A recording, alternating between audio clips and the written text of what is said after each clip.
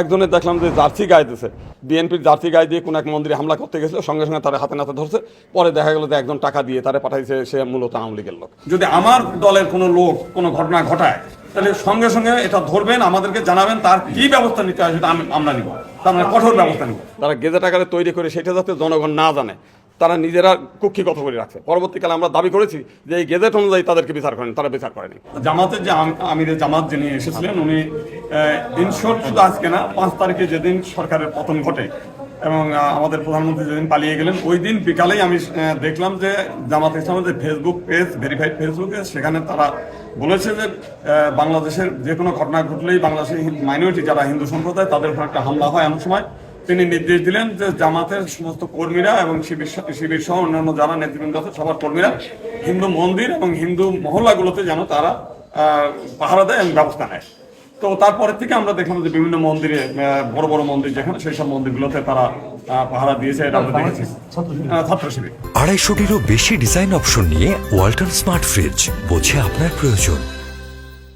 এবং একই সঙ্গে পরবর্তীকালে আমরা দেখেছি যে বিএনপি নেতৃবৃন্দ এবং সরকারের যারা দায়িত্ব, সেনাবাহিনী, তারাও কিন্তু এই সংখ্যালঘুদের নিরাপত্তার ব্যাপারে তারা এই কথাগুলো বলেছে।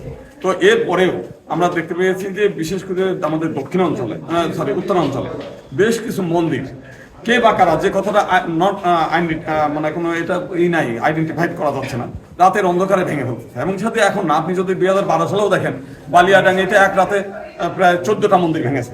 পরবর্তীকালে আমরা শুনলাম যে ওইখানকার যে এমপি সাহেব দবরুল না কি জানো, তার লোকজন এবং আওয়ামী লীগের মধ্যে এই দ্বন্দ্ব। তো সেই কারণে আমরা দেখছি যে রাজনৈতিক ফায়দা লোটার জন্যই কেউ পরাজিত শক্তিরাও ভেঙে অপরপক্ষকে ঘায়ল করে এবং অন্যরাও এই সুবিধাগুলো নেয়।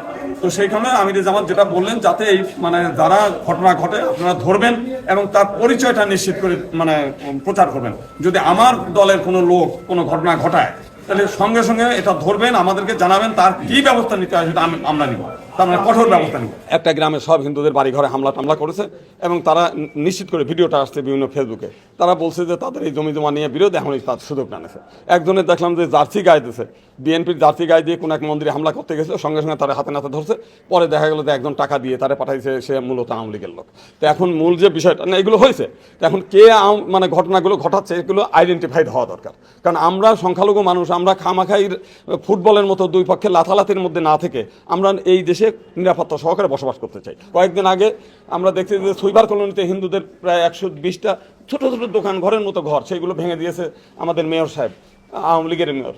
2001 সালে বিএনপি জামাত জোট যখন ক্ষমতায় আসে, ভোলা সহ সারা বাংলাদেশে ব্যাপকভাবে হিন্দুদের উপর হামলা হয়। সেই ঘটনায় বিএনপি জামাত কোনো বিচার করেনি।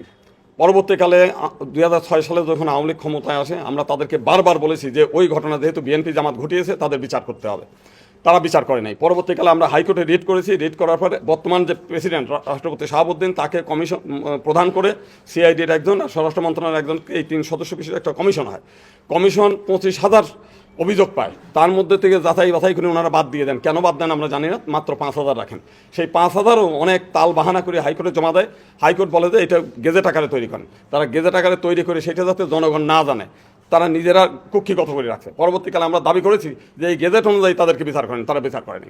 পরবর্তীকালে আমরা শুনলাম যে তোফায়েল আহমেদ এই সমস্ত ঘটনার নায়ক হলো তোফায়েল আহমেদ নিজে, তিনি এইগুলো অর্গানাইজ করে বিএনপি জামাতে হুজু কুটলে সবাই আসে, তাদেরকে সামনে রেখে এই ঘটনাগুলো ঘটাইছেন, যে কারণে আওয়ামী লীগ এগুলোর বিচার করেনি। এইবারে যখন আমরা দেখেছি সেই যে আপনাদের কুমিল্লা, তারপরে হচ্ছে নরসিংদীর ব্রাহ্মণবাড়িয়ার নাসিরনগর, তারপরে এইদিকে যশোরের অভয়নগর সহ বাংলাদেশের যেখানে যেখানে হামলা হয়েছে, প্রত্যেকটি জায়গায় আওয়ামী লীগের নেতৃত্বে তাদের পরিকল্পনায় এই ঘটনাগুলো ঘটেছে। বাহার সাহেব ঘটনা ঘটাইছে কয়েকদিন আগেও, আমরা যেটা মেসাকার হয়েছে সেই কুমিল্লা থেকে আরম্ভ করে, মানে নাথচাঁদপুর থেকে আরম্ভ করে সেই একেবারে চৌমোহনী সমস্ত ইস্কন মন্দির টন্দির ভেঙে ধ্বংস করেছে।